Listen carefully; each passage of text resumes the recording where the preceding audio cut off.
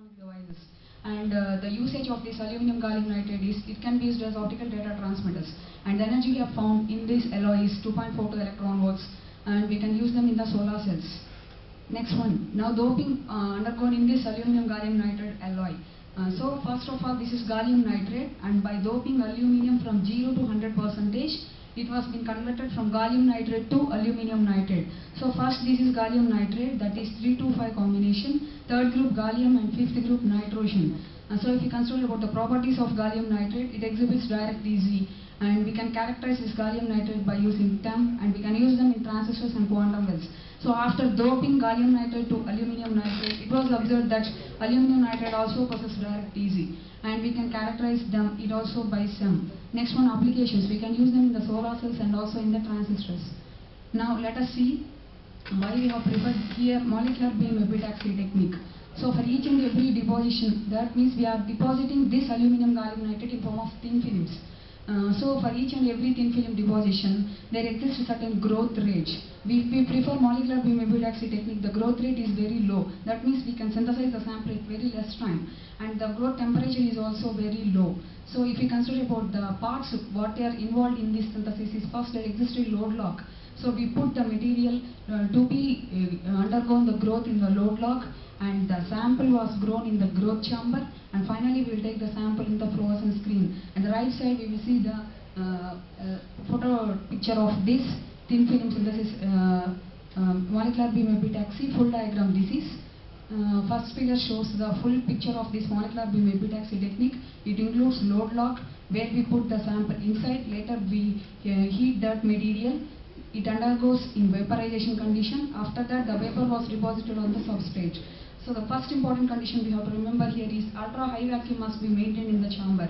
If we maintain a very high vacuum, as much vacuum is high, we will get that much of purity.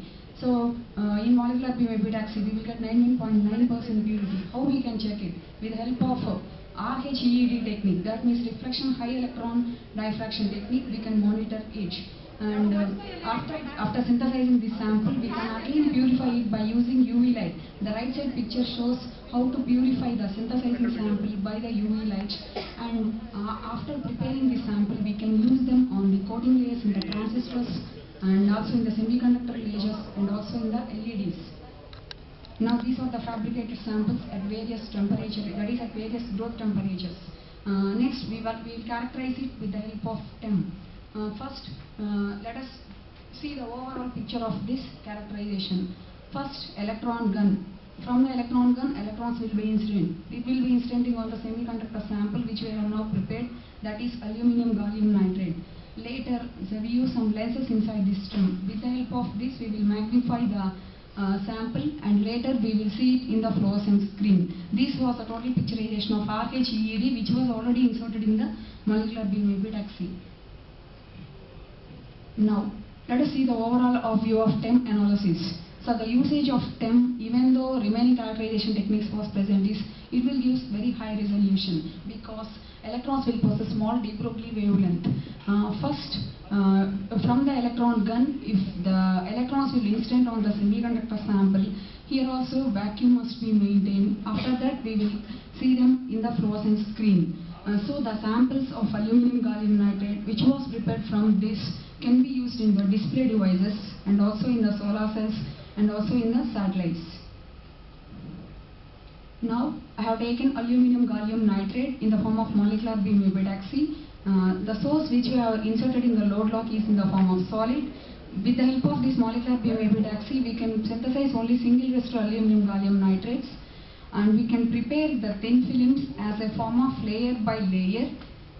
Very ultra high vacuum must be maintained the condition. If we maintain very high vacuum, we can get purity, and we can control the thickness also. Suppose if we prefer a certain selected thickness, we can get it.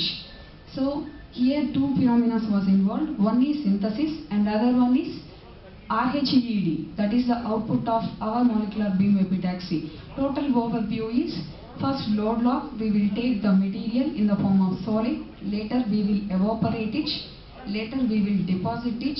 After that, electron gun will emit the electrons, and electron diffraction undergoes when we get a sample outside.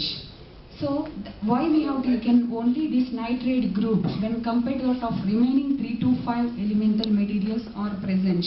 Because if we consider about the nitrate groups, they can withstand even at high temperature. So we can use this at high temperature applications also. We can also synthesize this aluminum gallium nitrate samples by using chemical vapor deposition also. So they are mainly we can prepare by MBV and also from CVD. But I have observed that MBE is very useful when compared to that of CVD in characterization. So aluminum gallium nitrate has been synthesized by various aluminum concentrations from 0 to 100%. That means X is the dopant element concentration. Suppose if X is 0, there is no aluminum in the alloy, only gallium nitrate. Suppose if I increase aluminum concentrations from 0 to 100%, gallium was being replaced. Finally, at last we will get aluminum nitrate. Energy gap has been tuned from 2.42 electron volts. Last 1 minute, please concentrate to the experimental part.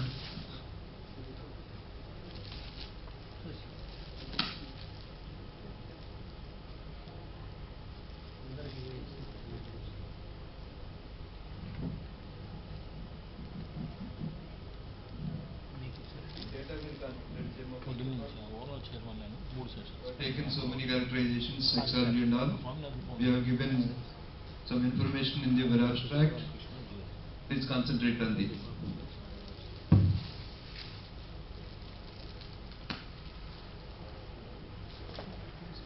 So I have given their results, sir, our experimental results.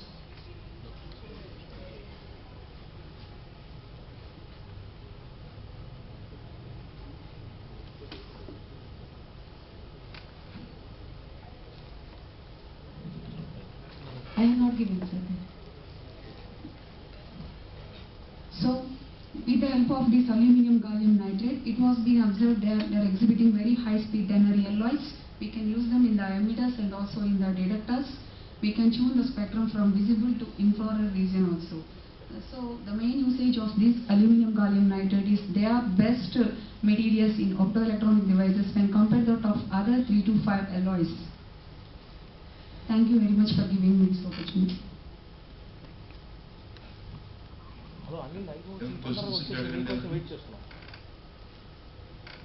Hello ఒక snap తీసుకుంటే వెళ్ళిపోతుంది. నచ్చిన submission అమ్మా ఏదైనా ప్రెజెంటేషన్కి వచ్చినప్పుడు please concentrate on experimental details. Okay, sir. Sorry